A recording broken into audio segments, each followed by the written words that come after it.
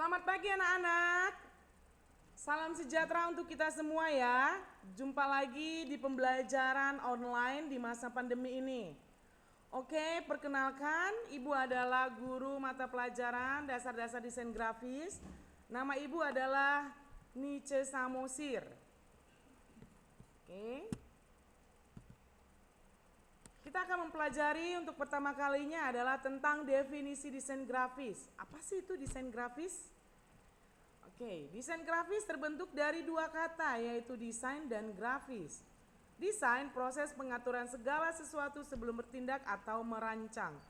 Sedangkan grafis adalah garis atau titik yang berkaitan dengan cetak-mencetak. Jadi desain grafis adalah kombinasi antara kata-kata, gambar, angka, foto, grafik, dan ilustrasi yang membutuhkan pemikiran khusus dari seorang yang biasa menggunakan unsur-unsur tersebut, sehingga dapat menghasilkan sesuatu yang khusus yang berguna dalam bidang gambar. Kemudian kita akan membahas tentang sejarah desain grafis. Sejarah desain grafis kita gali dari negara Prancis bagian selatan. Desain grafis sebagai media komunikasi melalui gambar atau gambar yang memiliki pesan tertentu telah dikenal sejak zaman prasejarah. Desain grafis hampir setua peradaban manusia. Hal ini dapat dilihat pada zaman Paleolitikum di Gua Lascaux, Prancis Selatan. Telah ditemukan gambar-gambar binatang dari manusia prasejarah. Gambar itu berupa goresan dengan pigmen hitam kemerahan yang dicampur dengan arang dan bahan pencampurannya adalah lemak binatang. Goresan pada dinding tersebut memang bukan dibuat untuk tujuan seni ataupun keindahan, tetapi hanyalah sebagai komunikasi visual yang tujuannya untuk ritual dan praktis demi kelangsungan hidup mereka. Oke anakku, di sini ada gambar hasil daripada goresan manusia zaman prasejarah. Kemudian di sini ada guanya, ya. Anak-anak bisa melihat dan memperhatikan. Oke, yang kedua, kita juga memiliki sejarah desain grafis di Indonesia. Yang Ibu gali itu adalah di Sulawesi Selatan. Lukisan dinding gua lainnya yang ada di Indonesia itu ditemukan di dinding gua Pataikere di dekat Maros, Sulawesi Selatan. Apa itu, Nak?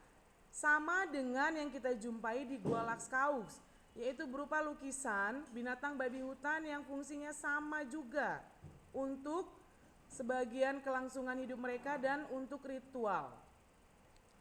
Masyarakat pada saat itu meninggalkan pesan melalui gambar-gambar mereka yang dapat bercerita dan memberikan catatan bagaimana berburu di daerah mereka yang sebagian adalah padang gurun. Oke, tentang sejarah kita akan menggali lagi ya Nak ya. Dengan kita melihat bahwa begitu banyak sejarah-sejarah desain grafis ada di Indonesia. Kita dengan banyak kebudayaan, ada Batak, ada Jawa, kemudian ada Sunda, itu memiliki bahasa aksara atau gambar-gambar yang ditinggalkan oleh nenek moyang kita zaman dahulu. Oke. Kemudian sejarah lainnya saya ambil tentang alfabet. Oke, lambang atau aksara sebagai alat komunikasi diawali oleh bangsa Punesia lebih dari 1000 tahun sebelum Masehi yang saat ini menggunakan bentuk 22 huruf. Kemudian sekitar 400 tahun sebelum Masehi, bangsa Yunani menyempurnakan dengan mengubah 5 huruf menjadi huruf hidup.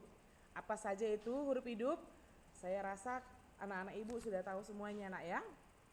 Kejayaan kerajaan Romawi yang berhasil menaklukkan Yunani membawa peradaban baru dalam sejarah barat dengan diadaptasikannya kesenian, agama, serta alfabet Latin yang dibawa dari Yunani. Kemudian bangsa Romawi menetapkan alfabet dari Yunani tersebut menjadi 21 huruf, yaitu huruf A, B, C, D, E, F, G, H, I, K, L, M, N, O, P, Q,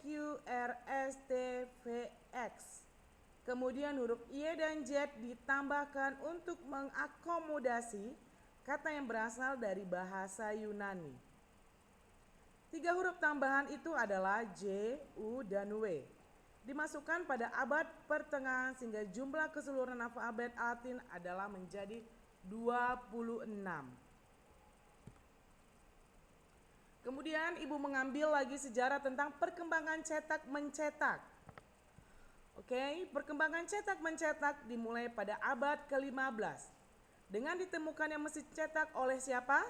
Johannes Gutenberg pada tahun 1398 sampai 1468 di Jerman. Pada tahun 1455 di Mainz, Jerman, untuk pertama kalinya hasil cetakan yang dibuat adalah 42 baris dari kalimat Bible yang menggunakan jenis font tekstura black letter. Kemudian pada tahun 1922, kata desain grafis pertama kali digunakan dalam sebuah esai berjudul New Kind of Printing, Cause of New Design yang ditulis oleh William Edison Dwiggins. Kemudian seorang desainer buku Amerika Serikat, Raffles Graphic, menggunakan istilah desain grafis pada judul bukunya yang diterbitkan pada tahun 1927. Dianggap sebagai buku pertama kali yang menggunakan istilah desain grafis. Oke, untuk anak-anak ibu, sekian dan terima kasih dulu dari ibu penjelasannya. Untuk tugas kalian ini adalah mencari pengertian desain grafis menurut pakar-pakar sebanyak 5 pakar. Oke nak ya, dikumpul pada hari Sabtu besok dengan menuliskan di double folio, kertas double folio. Oke anak-anakku, tetap semangat dalam proses pembelajaran kita dan tetap belajar membaca buku yang telah dibagikan dan selalu sehat, menjaga kesehatan kita ya nak ya. Salam.